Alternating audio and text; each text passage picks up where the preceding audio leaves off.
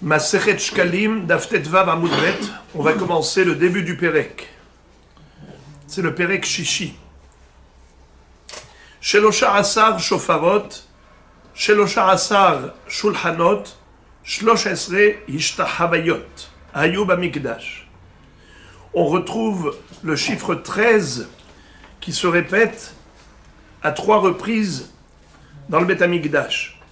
Il y avait 13 coupotes, des caisses où on allait déposer là-bas le mahatzit à shekel. Il y avait 13 shulchanot, 13 comptoirs. On a déjà vu la notion des shulchani, les changeurs, ceux qui devaient permettre aux gens de faire l'appoint pour donner le mahatzit à shekel. Et il y avait 13 endroits où on devait se prosterner. Alors je répète, Shlosh Esre Shofarot, on verra pourquoi les caisses de Tzedaka, les coupotes, les tirelires, on les appelle shofar. On verra que c'est une question de forme. Shlosh Esre Shulchanot, Shlosha Asar Shulchanot, donc les comptoirs, où il y avait les changeurs. Et Shlosh Esre Ishtahavayot, 13 endroits dans le Beth Amikdash, où lorsqu'on se trouvait en face de ce lieu, il fallait se prosterner. Dans les Mishnayot suivantes, nous allons voir les explications du reste, des Shulchanot, des Ishtachavayot. Mais pour l'instant, on nous dit succinctement qu'on retrouve ce chiffre commun de 13. Généralement, 13, c'est la perfection. 13, c'est Gemataria de Ehad, Hashem Ehad. Hein? C'est l'amour, Ahava Ehad. 13, mais 13, c'est, comme dit le Maharal, quand vous prenez un cube, vous avez 12 arêtes. Les arêtes. Vous en avez 4 de chaque côté, 3 fois 4, ça fait 12. Et le contenu, 13. Ça veut dire une chose qui est entière, parfaite, c'est 13. Par exemple, les 13 attributs de miséricorde. Shlosh Esre Midot Shel Rahamim. Alors on retrouve dans le Beth Amikdash 13 shofarot, 13 shulchanot, 13 ishtahavayot. Mais Rabban Gamliel disait que on devait se prosterner une 14e fois par rapport à un autre endroit. Shel Bed Rabban Gamliel ve Shel Bed Rabbi Hanania Segan HaKohanim, Rabbi Hanina Segan HaKohanim, tous les deux disaient Hayu mishtahavim be'arba esre. C'est-à-dire qu'il y avait une 14e prosternation. Vechan haïta yetera, où se situait la supplémentaire, keneged dira etzim, en face de la pièce lishkat ha'etzim. Il y avait une pièce où on entreposait là-bas les bûches de bois pour brûler sur l'autel, sur le misbéach. En face de ce dira etzim, on se prosternait. Pourquoi? Pourquoi se prosterner dans cet endroit? Sheken masoret beyadan me'avotehem, shesham ha'aron nignaz. Car ils avaient une tradition ancestrale selon laquelle, en dessous de l'ishkat ha'etzim, il y avait le Aaron HaKodesh qui avait été enfoui et caché dans un souterrain en dessous de cette pièce. Car à l'époque de Yoshiyahu, le roi Yoshiyahu, il avait su que le Beth Amikdash allait être détruit et il a caché le Aaron HaKodesh. Il l'a enfoui pour pas qu'il soit pris par les ennemis. Et qui avait déjà préparé ces tunnels souterrains? Shlomo HaMelech. Ça veut dire que Shlomo HaMelech avait déjà l'information par prophétie qu'un jour le Beth Amikdash allait être détruit. Et pourtant, ça ne l'a pas empêché, ça ne l'a pas dissuadé par rapport à la construction. C'est pas parce qu'un jour le Beth Amikdash sera détruit qu'il faut jamais le construire. Comme avait dit une fois Rabbi Yoshua à un mine, à Pikoros, un idolâtre. Il lui avait dit, mais Akadosh Baruch Hu, il ne savait pas que l'homme allait fauter. Si un jour il envoie le déluge pour décimer l'humanité, c'est qu'il a été déçu. Il a été surpris. Quoi, Hachem ne savait pas que l'homme allait fauter et qu'un jour il allait anéantir le monde en envoyant le déluge, à l'exception de Noach et de ses enfants. Alors pourquoi il a créé l'homme? Il lui a dit, dis-moi, est-ce que tu as eu un bébé? Tu as déjà eu un enfant? Il a dit oui. Tu as fait une fête? Il a dit oui. Est-ce que tu savais qu'un jour il allait quitter ce monde? Il a dit oui, je savais. Alors pourquoi tu as fait une fête? Il lui a dit, Beshat hedvata, hedvata. Beshat tsibuta, tsibuta. Chaque chose en son temps. Et donc il faut faire ce qu'il faut faire. Donc Shlomo HaMelech a préparé les souterrains pour cacher les kelim importants du Beth Amikdash, pour pas qu'ils tombent entre les mains des ennemis. Et ça déjà, au moment où on va construire les fondations du Beth Amikdash qu'il est en train de construire. Et la Gemara à ce propos, la Mishnah plutôt, raconte Maaseh beKohen Ehad she'aya mit'asek. Il y avait une fois un Kohen qui était occupé à faire quelque chose, et on verra dans la Gemara qu'est-ce qu'il était en train de faire exactement. Il se trouvait donc dans le Dir HaEtzim, dans la pièce où on avait les bûches de bois qu'on devait brûler sur l'autel, sur le Mizbeach. Vera'a et aritzpa sheimeshuna mehavrotea. Il a constaté et observé qu'il y avait un carreau, c'est-à-dire une pierre de carrelage du sol qui était différente des autres. Et il a compris que c'était en dessous de cette pierre que se trouvait le Aaron. Ba ve'amar lahavero. Il s'est approché de son prochain, de son ami, pour lui dire ce qu'il avait vu et ce qu'il avait compris, ce qu'il en avait déduit. Lo ispik ligmor et adavar ad sheyatzta nishmato. Comme Akadosh Baruch Hu ne souhaitait pas que le secret soit dévoilé, parce qu'après de bouche à oreille, ça pourrait parvenir aux oreilles des ennemis, eh bien cet homme malheureusement est décédé et niftar sur le champ. Il n'a même pas eu le temps de dévoiler à son ami ce qu'il avait vu. Hein? Il n'a pas eu le temps. Lo ispik, comme maspik. Ad sheyatzta nishmato. Veyad'u beihud shesham ha'aron ganuz. Et ils ont compris avec certitude que le Aaron HaKodesh est enfoui là-bas, en dessous du Dir HaEtzim et de cette pierre précisément. Alors on va voir dans la Gemara. Tane, ha-shofarot alalu akumot hayu, tsarot milemalan urhavot milemata, mipene harama'in. Les coupottes, les caisses de tzedaka étaient en forme de chauffard, c'est-à-dire large en dessous et étroite en haut. Pour quelle raison? Comme ça, quand on apportait le mahatzit à shekel, on pouvait introduire la pièce, mais on ne pouvait pas la retirer.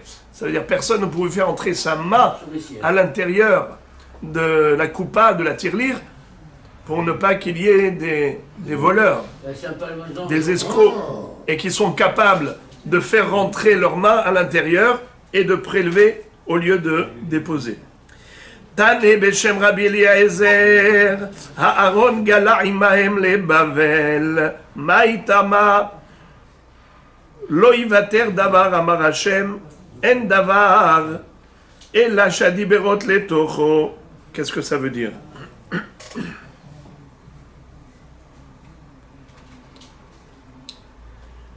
Il y a ici une deuxième version par rapport au Aaron HaKodesh. Selon Rabbi Eliezer, le Aaron HaKodesh n'a pas été enfoui dans un tunnel souterrain du Beth Amikdash, mais il a été carrément exilé en Babylonie. Aaron gala imahem le Bavel. Et Nabucodonosor avait pris cela. Maïtama, pour quelle raison on se permet de dire ça? Eh bien parce que le prophète Ishaïa avait dit à Hizkiya HaMelech, toi Hizkiya, tu as fauté, parce que tu as fait visiter les endroits les plus sacrés, les plus précieux du Ham Israël, et tu les as démontrés, tu les as présentés à l'empereur babylonien. Je vous lis. Dans Pirkei de Rabbi Eliezer, vous n'avez pas ça sous les yeux. Dans Pirkei de Rabbi Eliezer, il est raconté שחזקיהו הראה את הארון לשלוחי מלך בבל שבאו לבקרו ופתח את הארון והראה לו את הלוחות שבו. Il a fait entrer carrément dans le Kodesh et Kodashim et il a ouvert l'arche sainte et il lui a montré les tables de la loi qui étaient dedans. וכן משמע בתרגום לספר דברי הימים.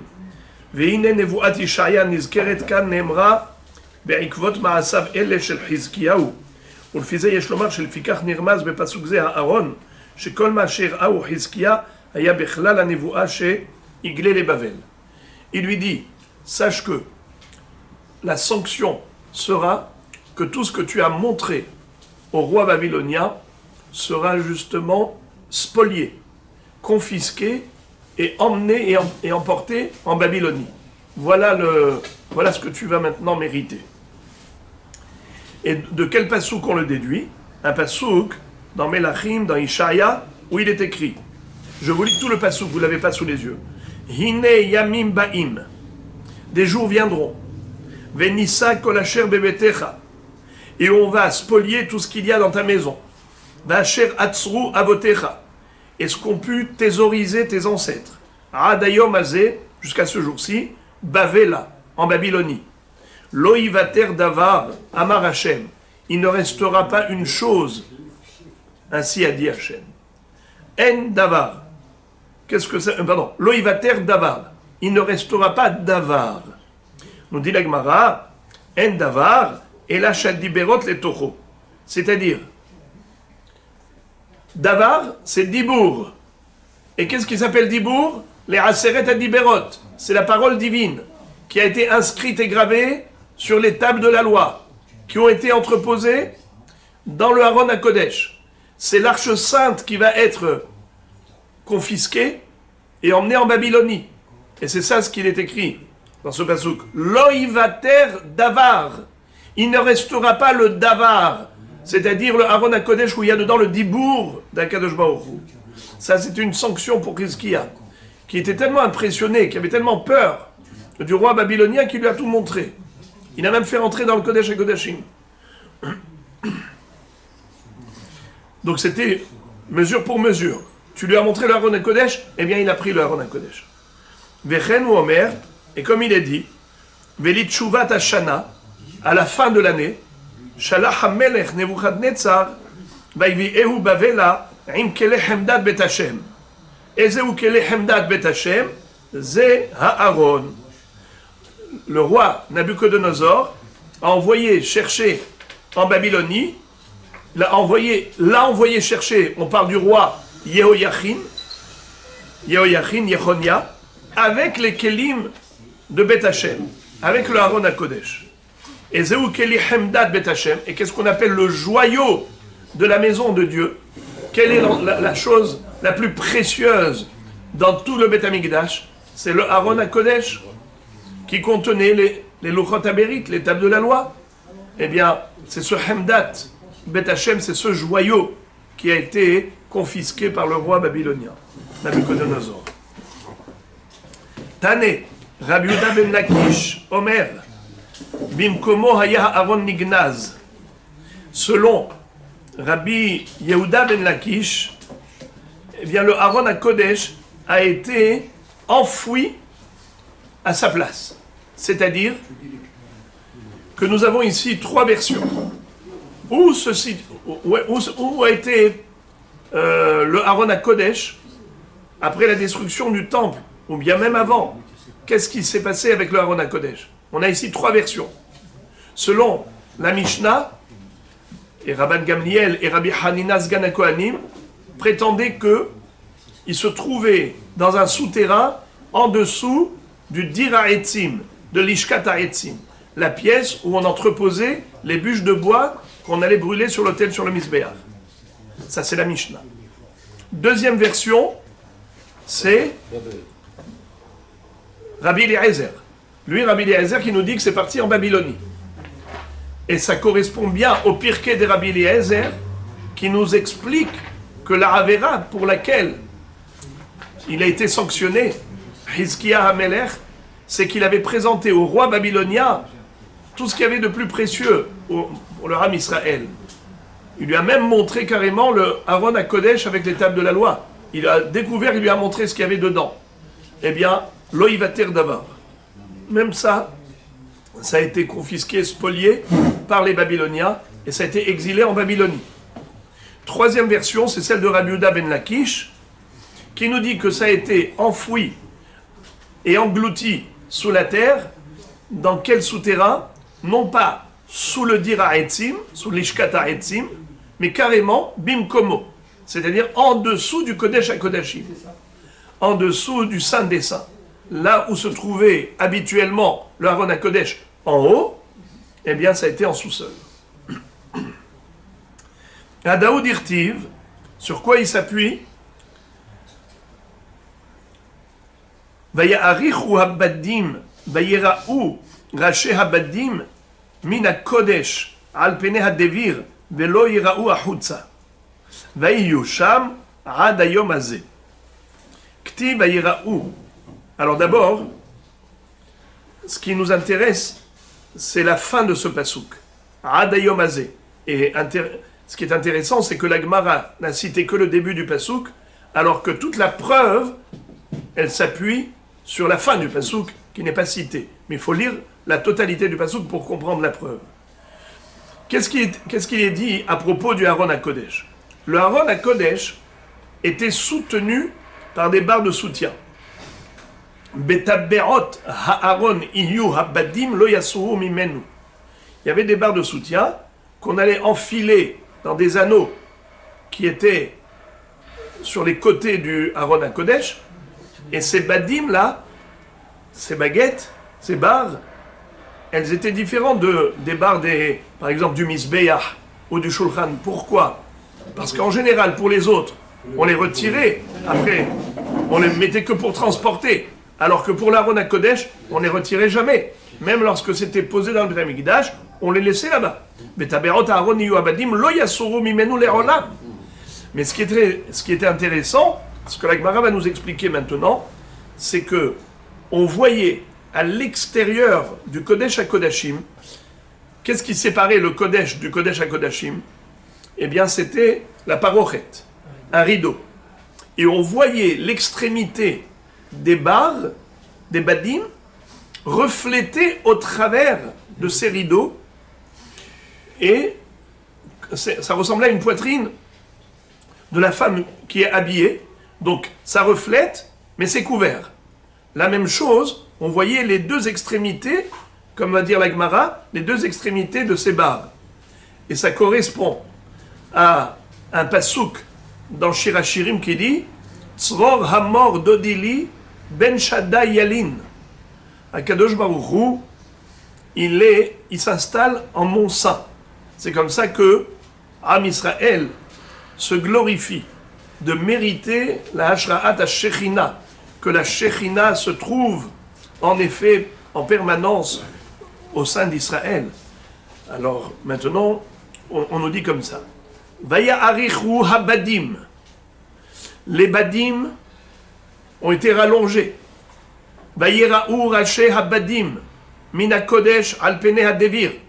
Et on a pu constater, observer, remarquer la présence de l'extrémité de ces barres de soutien du Devir, même à l'extérieur du Kodesh HaKodashim. Velo yira'u ahutza. Mais on ne pouvait pas voir les barres de soutien à l'extérieur. Et tout de suite, Agmara va poser une contradiction. Elle va dire, je ne comprends pas. Tu me dis, va yira'u, et après tu me dis, velo yira'u ahutza. On les voyait, mais on ne les voyait pas. Alors, il faut se décider. Et la Gemara va tout de suite expliquer. Kti va yira'u ve'atamart velo yira'u. Et là, nir'in velo nir'in. Boltin ve'yotz'in kishne dade ha'isha. En fait, ils étaient en relief, mais ils n'étaient pas vus physiquement comme dade ha'isha. En tout cas, pourquoi est-ce qu'on a cité ce pasouk? C'est pour les trois mots. Ad hayom hazeh. Vayusham ad hayom hazeh. Qu'est-ce que ça veut dire Vayusham ad hayom hazeh? Ça veut dire que le Aaron HaKodesh, avec son contenu, c'est resté là-bas. Où là-bas? mais ce n'est pas en haut, eh bien c'est en bas, là-bas. Un sous-sol en dessous du Kodesh à Kodashim. Entre parenthèses, pourquoi Kadosh Baruch Hu a exigé à ce que les barres de soutien du Aaron à Kodesh restent intactes, qu'on ne les retire pas? Ça paraît pas logique. Pourquoi? Car pour les Kélim, les autres Kélim, tu dis qu'on enfilait les barres dans les anneaux que pendant le transport. Tandis que pour le Aaron à Kodesh, on a dit qu'une fois qu'on a enfilé les barres de soutien, il fallait que ça reste comme ça, On n'avait pas le droit de le toucher. définitivement. Mais pour quelle raison? Parce qu'on n'avait pas le droit de le toucher. Mais le Kohen Gadol, par exemple, il est rentré là-bas le jour de Kippour. Mais on ne pouvait pas toucher le Kodesh à Kodashim. C'est pour ça qu'on a gardé les... On le sait par rapport à David Améler, quand il a amené le Kodesh à Kodashim et que je sais plus, il a voulu ça allait tomber, il a rattrapé... Mais cette halakha, elle a été dite même déjà à l'époque du Mishkan. Oui, À l'époque du Mishkan déjà.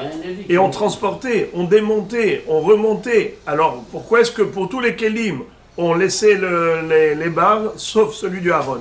parce qu'on n'avait pas le droit de toucher. Mais une fois qu'on l'a monté, on retire les barres. Ma'abaya.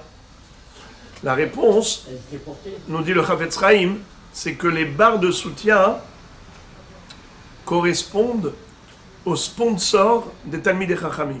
C'est-à-dire, le Aaron HaKodesh, où se trouvent les tables de la loi, correspondent aux Talmidei Chachamim. Comme dit la Gemara, Kol Talmid Chacham she'en tocho kebaro eno Talmid Chacham. Le Aaron HaKodesh, il y avait de l'or à l'extérieur, il y avait de l'or à l'intérieur. Mi bait ou mi chutz tetzapenu. Ainsi, le Talmid Chacham, il doit être intérieurement Yireh Shamaim comme extérieurement.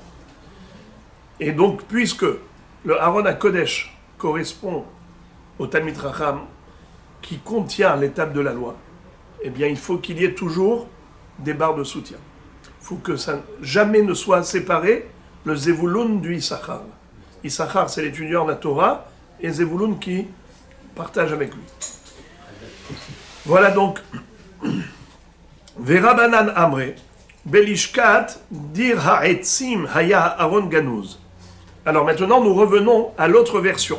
C'est celle de la Mishnah, selon laquelle le Aaron HaKodesh n'a pas été exilé en Babylonie, n'a pas été enfoui dans un souterrain en dessous du Kodesh HaKodashim, mais il a été enfoui en dessous du Dir Ha'etzim, c'est-à-dire la Lishka où on entreposait les bûches de bois. Et là, maintenant, on nous raconte en détail l'histoire. Verabanan Amre, Belishkat dira etzim haya Aaron Ganuz. Le Aaron était Ganuz et caché, enfoui là-bas. Maase bekohen ehad ba'al mum, shaya omed ou mefatzel. C'est-à-dire, shaya omed ou mefatzel, etzim belishkat dira etzim. Vous savez qu'on n'a pas le droit de brûler des bûches de bois qui ont été rongées par les mythes, par des vers. C'est pas kavod. Il faut retirer, soit jeter la bûche, soit retirer l'endroit qui a été rongé. Alors c'est ce qui faisait ce Kohen. Mais pourquoi est-ce qu'on a choisi ce Kohen? Parce qu'il était Baal Moum. Comme il avait un défaut physique, il ne pouvait pas faire des avodot à Kodesh comme les korbanot. Alors on lui donnait des travaux accessoires que même un Kohen Baal Moum a le droit de faire, tels que trier les bonnes bûches de bois et retirer les mauvaises. Belishkat dira etzim, vera'a et aritzpa, sheim ishtana mehavrotea. Et c'est comme ça que, en étant dans la lishkat ha'etzim, à force de regarder et d'observer le sol, il a remarqué qu'il y avait une des pierres de carrelage qui était différente des autres. Ba ve'amar lahavero, il est venu, il s'est approché de son prochain, de son ami, Bour et aritzpa hazot, chez Mishtana mehavrotea. Il lui a dit, viens, observe et constate. Lo ispik ligmor et adavar, ad she'atzta nishmato. Il n'a pas eu le temps de terminer sa phrase, qu'il est décédé sur le champ. Ve'adru be'ihud, chez Shama Aaron Ganuz. C'est comme ça qu'ils ont compris et déduit avec certitude que le Aaron est Ganuz là-bas, puisque Mina Shamaim, Akadosh Baruch Hu n'a pas laissé ce Kohen raconter ce qu'il a vu, car le risque étant que si ça passe de bouche à oreille, le jour viendra que même les goïms, quand ils viendront ici, ils feront parler un juif. Et c'est comme ça qu'ils sauront et découvriront l'emplacement du Aron HaKodesh. Tane Rabbi Oshaya, Hikish Aleha Bekurnas, Viatzat Esh Usrafatu. Il y a une autre version, un détail qui change, d'après cette version. Rabbi Oshaya nous dit que, en fait, il a pris un marteau, il a voulu réajuster cette pierre pour qu'elle soit alignée par rapport aux autres pierres, et en dessous de cette pierre se trouvait le Aron HaKodesh, et un feu est sorti et l'a brûlé. Alors a priori, ça a brûlé le Kohen, mais le Talmid du Rashbash disait que le feu a brûlé ce marteau. Ça veut dire que, d'après cette version de Rabbi Oshaya, qu'est-ce qu'a fait le Kohen? Il a pris un marteau pour réajuster la pierre, pour qu'elle soit du même niveau que les autres. Il y a eu un feu qui est sorti et qui l'a brûlé. A brûlé qui? Il a brûlé l'homme ou a brûlé le Kéli? C'est la discussion que nous avons au niveau des commentateurs. Puisqu'on a parlé de la cachette du Aron HaKodesh, comment est-ce qu'il a été nignaz? Est-ce qu'il a été pris en Babylonie? Ou est-ce qu'il a été enfoui dans un souterrain en dessous du Kodesh HaKodashim ou en dessous de l'Ishkat HaEtzim? La Gemara maintenant va nous parler du Aron HaKodesh et nous parler de toutes sortes de détails de ce qui s'est passé avec le Aaron. Déjà, combien de Aron HaKodesh on avait? Un ou deux? Tane, Rabbi Yehuda ben Lakish Omer, Shne Aronot ayu me'alechin im Israël bamidbar. Ehad she'ayta haTorah netuna betocho, ve'ehad she'ayu shivrei luchot netunin betocho. Rabbi Yehuda ben Lakish nous dit que dans le désert, Am Israël avait deux arches saintes. L'une où la Torah se trouvait, c'est-à-dire les tables de la loi, avec le Sefer Torah. Lesquelles tables? Les deuxièmes, les dernières, qui étaient parfaites, avec un Sefer Torah. Ve'ehad she'ayu shivrei luchot netunin betocho. Et l'autre, Aron HaKodesh, il y avait dedans les tables brisées. Les premières tables de la loi qui avaient été brisées, elles ont été récupérées et entreposées dans un Aaron. Alors, on avait deux Aaron HaKodesh. Le Aaron HaKodesh qui était installé dans le tabernacle, dans le sanctuaire, dans le Mishkan, dans le Ohel Moed, ça ne bougeait pas. Et un deuxième Aaron qui marchait devant eux, qui était devant le camp d'Israël et qui allait aplanir les montagnes, qui allait permettre au Ham Israël de marcher sur un sol plat, même s'il y avait des ravins, il rehaussait le sol. C'est quelque chose d'extraordinaire, avec les shivrei luchot, avec les tables brisées. Il est écrit dans Parashat Be'alotra, juste une parenthèse, Vayis'u mehar Hashem, derech sheloshet yamim, va'aron berit Hashem nosea lifnehem, derech sheloshet yamim, la tour lahem menucha. Ils ont quitté la montagne de Dieu, c'est-à-dire le mont Sinaï, pour un parcours de 3 jours. Et le Aaron, l'arche de Berit Hashem, de l'alliance avec Dieu, donc l'arche sainte, Nosea lifnehem, parcourait devant eux, derech sheloshet yamim, la tour lahem menucha, pour leur trouver un emplacement agréable pour camper. Rashi dit derech sheloshet yamim, mahalach sheloshet yamim alchou biyom echad. Le parcours de 3 jours, ils l'ont fait en 1 jour. Sheya kadosh baruch hu hafetz lachnitsam la'aretz miyad. Car après Matan Torah, Dieu voulait les introduire immédiatement en Israël.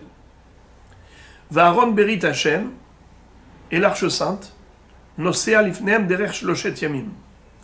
Marcher devant eux. 3 jours d'avance. Derech sheloshet yamim. Vous avez 3 jours d'avance. Oui. Ze ha'aron hayotze imahem la milchama. Ubo Shivrei Luchot Munachim.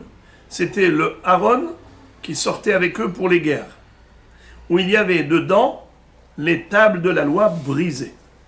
Ou Makdim Lifnehem Derech Sheloshet Yamim. Il prenait une longueur d'avance de 3 jours, les Taken Lahem Makom Hanaya, pour leur arranger l'emplacement pour pouvoir camper tranquillement. Tane, Rabbi Yehuda ben Lakish Omer, Shene Aronot Ayum Me'alechin im Israël Bamidbar, Ehad She'aita Torah Netuna Betocho, Ehad She'ayu Shivrei Luchot Netunin Betocho. Ze She'aita Torah Netuna Betocho, Haya Munach Be'ohel Moed. Hadaoud Irtiv, Va'aron Berit Hashem u'Moshe, Lo Mashu Mikerev HaMachane. Ze She'ayu Shivrei Luchot Netunin Betocho, Haya Nichnas Ve'yotze Imahem, U'pe'amim Shehaya Mitra'e Imahem. C'est-à-dire que dans le premier, où il y avait les tables qui étaient entières et parfaites, il y avait aussi le Sefer Torah qui était dedans. Ce Aaron à Kodesh, en effet, était fixé dans le Beth Amikdash. Il ne sortait pas de là-bas. Tandis que le Aaron à Kodesh, où il y avait les tables brisées, c'était lui qui était mobile, qui allait pendant l'errance dans le désert. À chaque fois qu'il y avait un déplacement, un déménagement, c'était lui qui leur frayait le chemin. Ce Aaron Berit Hashem, et également lorsqu'ils allaient en guerre, il le prenait avec eux. C'est ça ce que veut dire Pe'amim Shaya Mitra'e Imahem, c'est Bamilchama. Verabanan Amre, Aaron Ehad Haya, Upa'am Ahat Yatsa, Bime Eli Venishba. C'est-à-dire que Chachamim ne sont pas d'accord pour dire qu'il y avait 2 arches saintes. Pour eux, il n'y avait qu'un seul. Ou Pa'am Ahat Yatsa. Et c'est vrai que une fois qu'il avait été installé en Eretz Israël, on ne le faisait pas sortir du Kodesh à Kodashim. Mais une fois, quand à l'époque de Eli à Cohen, ils ont été en guerre contre les Pélishtim, contre les Philistins, malheureusement, l'Arche Sainte a été prise en otage. L'Arche Sainte a été récupérée par les Philistins. Karia, Messaya, les Rabanan. Et la Gemara dit qu'on a un pasouk qui a priori donne raison au Chachamim. Car le pasouk, qu'est-ce qu'il dit? Oilanu, miyatzilenu, miyad ha'elokim ha'adirim ha'ele. Milad Elohamon Minyomehon. Lorsque les Philistins avaient aperçu le Aaron à Kodesh, ils ont eu très peur. Pourquoi? Parce que l'Arche Sainte, qui avait été récupérée par les Pélishtim, a été installée dans une maison de Avodazara, dans un temple qui s'appelait Bet Dagon. Alors la première fois, le Dagon est tombé par terre. Le lendemain, ils ont remis le Dagon à sa place en pensant que c'était juste un incident. Le lendemain, ils le retrouvent avec la tête coupée et les mains, les bras coupés. Et donc, ils ont compris que c'était Akadosh Baruch Hu qui avait fait ça. Ils l'ont mis ailleurs. Et voilà que tous les habitants de la ville sont saisis de toutes sortes de douleurs. Et après, ils l'ont mis encore dans une autre ville. Ils ont été pris, tous saisis d'hémorroïdes. Mais ils sont devenus fous. Ils ont dit, on va le rendre. Et comment est-ce qu'il faut le rendre? Les chefs des Pélishtim leur ont dit, rendez-le avec kavod. Et donc, ils ont pris un argaz en or. Ils l'ont rendu avec beaucoup de kavod. Et c'est comme ça qu'il est resté pendant 20 ans à Kiryat Ye'arim, le Aaron. Alors relisons. Verabanan Amre, Aaron Ehad Haya, Upa'am Ahat Yatsa Bime'eli Venishba, Vekaria Mesaya Leou les Rabanan.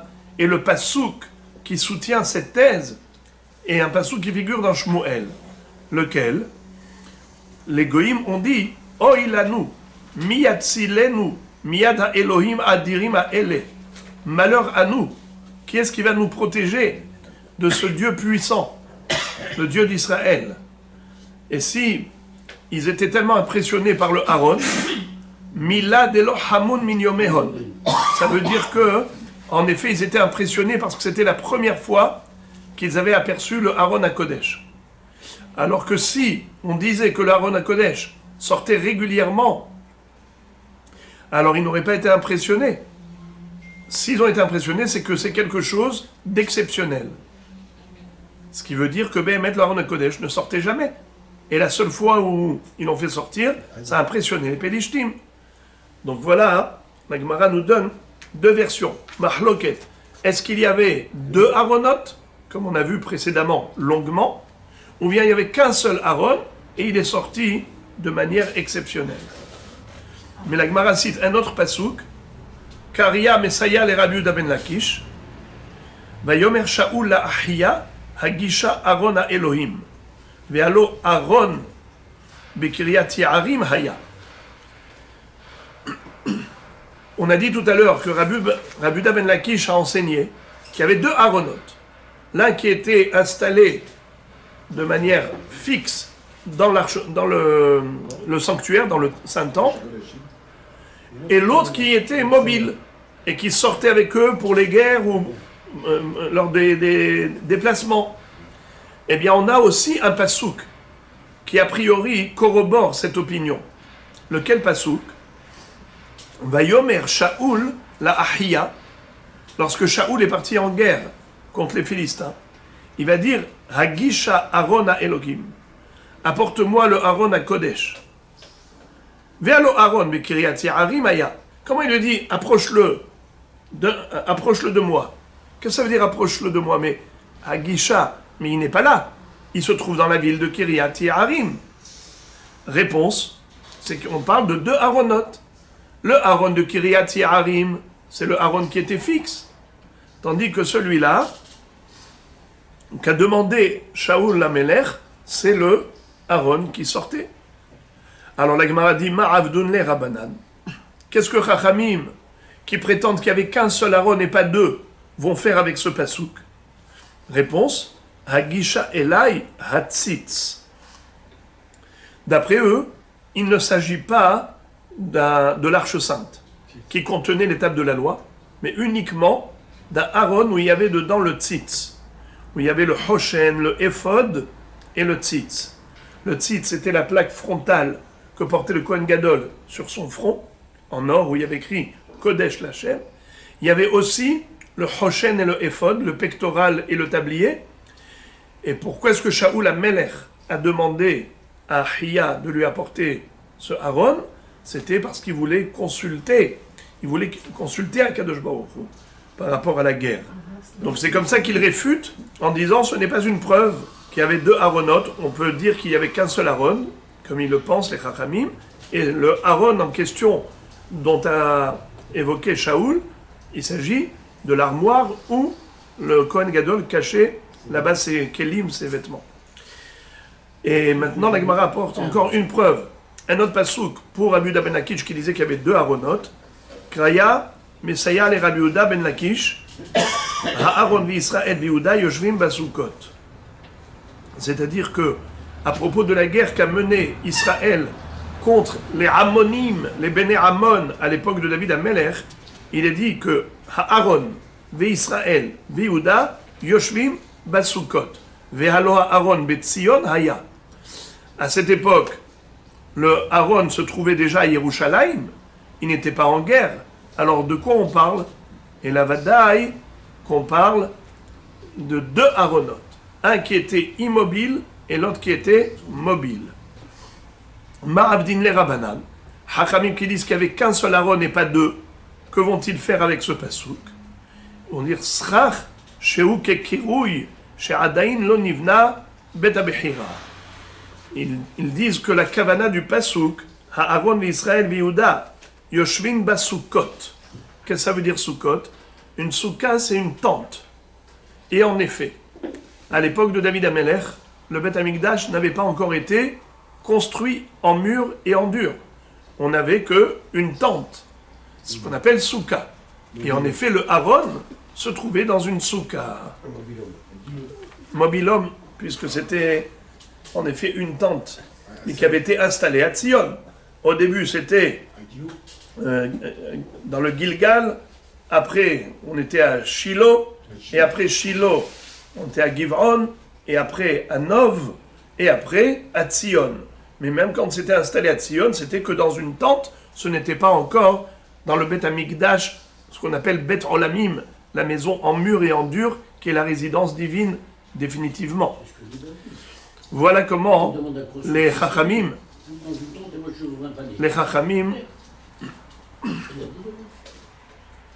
ont pu réfuter la preuve de Rabbi Yehuda ben Lakish.